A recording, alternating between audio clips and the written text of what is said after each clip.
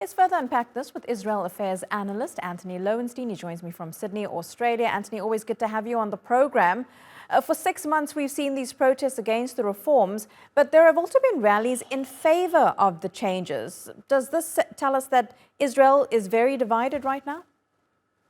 It's definitely divided. I think on most recent polling, though, it suggests that the majority of Israeli Jews are opposed to this. And if there was an election held today, most polls suggest that Netanyahu and his coalition would not win. But of course, there's not going to be an election today. And ultimately, I think, obviously, what passes today in Israel is impossible to predict. But the truth is, Israeli society is divided. But of course, what is missing from so much of the debate, so much of the conversation is Palestinians.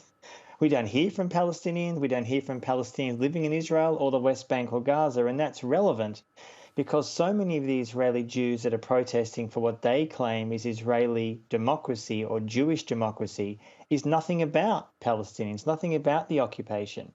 And so much of the international media coverage and political coverage in the US and Europe and elsewhere ignores this fundamental fact. I mean, if you look at the protesters, there is a group of people, I don't know about today, but in general, who are anti-occupation, who say the occupation must end for Israel to have any chance of being a democracy. But that's not the vast, vast majority of Israeli Jews who are protesting at the moment. For them, the occupation is seemingly an irrelevance or not an important issue, when actually it's the central issue around which all else should follow. It is rather ironic that people are protesting for their freedoms and their democracies, and yet Palestinians living in occupied territories don't have the same. If this bill goes through, how will it affect those Palestinians living in Israel as well as in the occupied territories? Well, things will get worse because the Supreme Court in Israel has really been a rubber stamp on the occupation for decades, and occasionally it's critical or opposes some kind of measures around the occupation in the West Bank, but in general it's been a rubber stamp. So when so many Israeli Jews talk about saving the independence of the Supreme Court, that's not to do with Palestinians or the occupation. But if this does pass, I think what you'll find is the current Israeli government, which is a far-right government, will accelerate the occupation, will accelerate the ability to deepen the occupation. I mean, already what's happening is a complete state of impunity. You know what, I know TRT has reported on this, but what's happening in many parts of Palestine really now, particularly the West Bank and East Jerusalem, is a slow form of ethnic cleansing. Palestinian families are being removed now, which has nothing to do with this current judicial overhaul. Nothing to do with it whatsoever. And that will continue whether it passes today or does not. And that to me really is the kind of myopia that we see amongst so many of these Israeli Jewish protesters. Not all, but the vast majority, that somehow Palestinian human rights is secondary of importance to Jewish human rights. And that really, I think, shows how narrow and myopic so many of these protesters really are. Waving the Israeli flag, which for the vast bulk of Palestinians does not speak for them or represent them.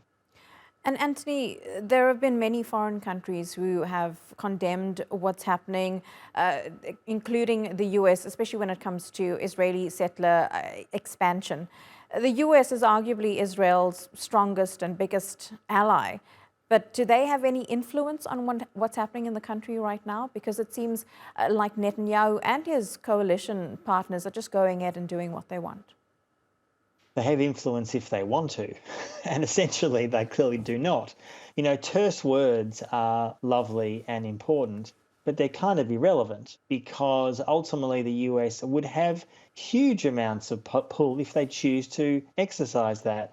They could, for example, as I saw just this week, 2 former American ambassadors to Israel who are really liberal Zionists saying America should cut the ties for military support to Israel. There's not even a serious consideration of doing any of that by Biden and his administration. So yes, Israel and America's relationship is vital and it's close for Israel's survival. But until there is an actual political and military and frankly diplomatic price to be paid, in other words, cutting military aid, having the end of impunity in international forums, the ICC and the UN, Israel feels, rightly, they can do what they want and get away with it. So until that changes, Netanyahu would feel moderately confident that America is a paper tiger.